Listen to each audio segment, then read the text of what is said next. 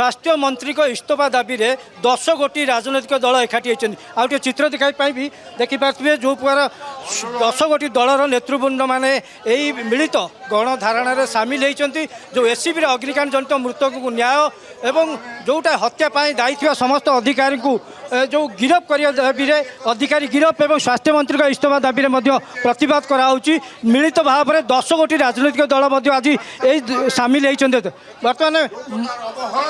वरिष्ठ विजेडी नेता अच्छा अतनु सर्वेश्वर नायक पूर्वतन मंत्री कौन कहे सार कौन कहे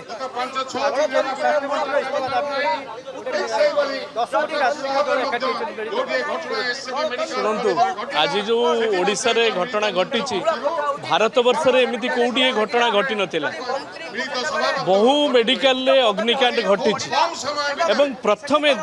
दिन ही अग्निकांड घटवार सेठी सुपरिटेडेंट को अरेस्ट कराई केस एठी किंतु करागलानी जड़े अयोग्य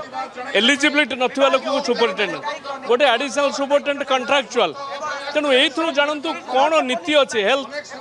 सिस्टमटा केमती चलती देखो प्रथम करी भारत वर्ष रे मु कहबी एते लोक गोटे सरकारी मेडिकल अग्निकांड घटिक मृत्युवरण कले ओडिशा तो 30 वर्ष भितर एमिति घटना केबे घटी एनर्जी ऑडिट है तेणु